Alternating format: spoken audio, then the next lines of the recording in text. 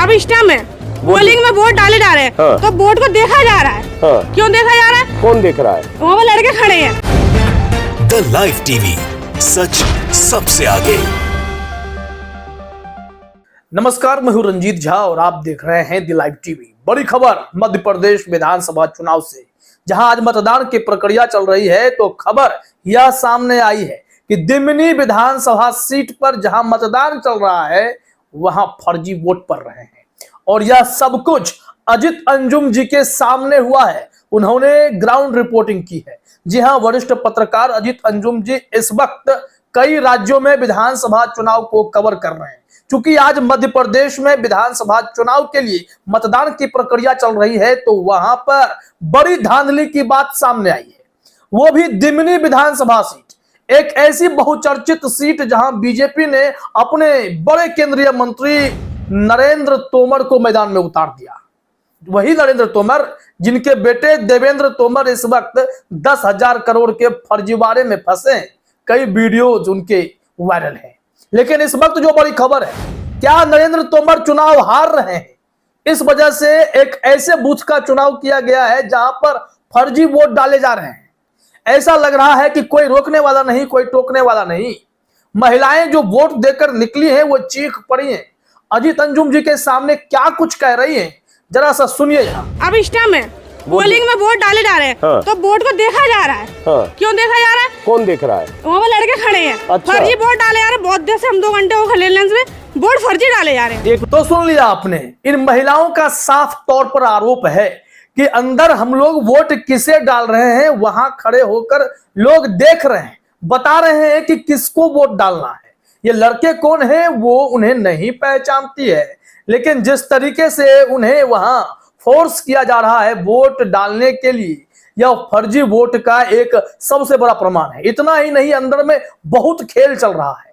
और जब अजित अंजुम ने इस मामले में और डिटेल में बातें करनी चाहिए, तो वहां बूथ पर मौजूद लोगों ने अजित अंजुम को ही भगाना शुरू कर दिया। कई वहां पर खड़े लोगों से बहस भी हो जाती है, इस वीडियो में देखा गया है। उन्हें भगाया जाता है, महिलाओं को कहा जाता है निकलो यहां से। अजित अंजुम जी कहते हैं कि भाई बात तो करने दो, लेकिन नहीं, बात भी नहीं करने देंगे, आप लोग निकलिए यहां से। अजित अंजुम भागते दिखाई पड़ते हैं और वहां भी रास्ते में भी उनकी बहस एक और व्यक्ति से हो जाती है कि आप यहां पर क्यों कवरेज कर रहे हैं।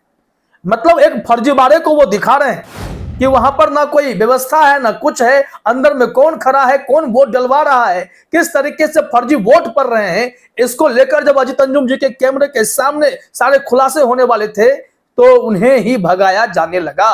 जरा इस क्लिप को भी देखिए कि अंजुम साहब को कैसे खदेड़ने की कोशिश की जा रही है। चलो देखो, हुआ ये।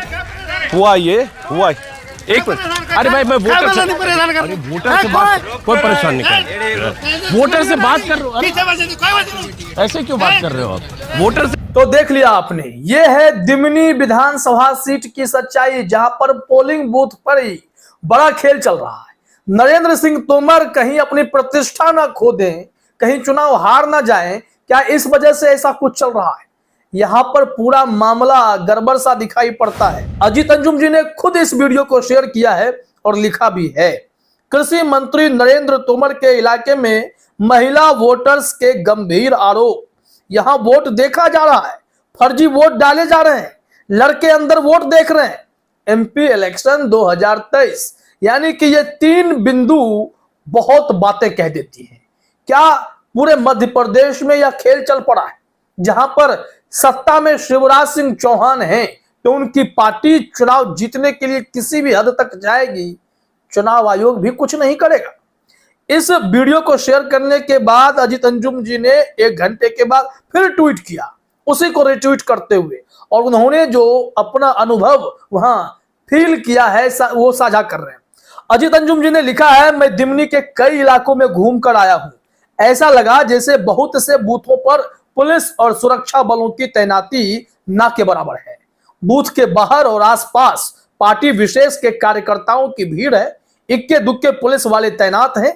बूथों के बाहर अर्धसैनिक बलों की तैनाती तो दिखी ही नहीं। यानी कि उस बूथ पर खुद उन्होंने जो वीडियो दिखाया है वहां आपको अर्धसैनिक बल नजर ही नहीं आएंगे। और जो लोग भगाने वाले हैं ये कौन है जो अजित अंजुम को भगा रहे हैं? ये कोई ऑफिशियल तो नजर नहीं आए, चुनाव आयोग के तरफ से नियुक्त कोई पुलिस पदाधिकारी, कार्यकर्ता, अफसर तो कुछ नहीं थे। फिर ये भगाने वाले कौन थे? क्यों सच्चाई सामने लाने देना नहीं चाहते थे? उस बूथ पर क्या गड़बड़ी चल रही थी? ऐसे गंभीर आरोप इस वक्त अजीत अंजुम जी ने लगाए हैं। उनके कैमरे पर महिलाएं भी बोली हैं, वो आरोप लगा रही हैं, मतलब गड़बड़ है। अगर इसकी जांच नहीं होती है तो इस मतदान के मायने ही क्या रह जाएंगे? यहां पर समझना जरूरी है कि मध्य प्रदेश विधानसभा चुनाव में हिंसा की खबरें खूब आ रही है, तलवारबाजी हो रही है, पत्थरबाजी हो रही है, आपस में कांग्रेस भाजपा के कार्यकर्ता भिड़ रहे हैं, ऐसी खबरें सामने आई हैं। कुछ हेडलाइंस हमारे पास हैं जो हम आपको दिखाते हैं, या देखिए अपने स्क्रीन पर। यहां बताया जा रहा है, ये अमर उजाला की खबर है, एमपी इलेक्शन लाइव 1 बजे तक 45.4% मतदान हुए थे। कटनी में मतदान की गोपनीयता तक भंग हो गई है। गोपनीयता भंग मतलब वोट किसको पड़ रहा है, ये सारी चीजें एकदम सार्वजनिक की जा रही हैं। ये सब चुनाव नियमों का साफ तौर पर उल्लंघन है, आचार संहिता का भी उल्लंघन इसे माना जाएगा। कुछ हेडलाइन और देखिए, ये मनी कंट्रोल से हमने हेडलाइंस उठाए हैं, लाइव ब्लॉग है कि इलेक्शन 2023 लाइव, कहीं चली तलवार तो कहीं चली गोली, इंदौर 4 में भिड़े बीजेपी कांग्रेस कार्यकर्ता।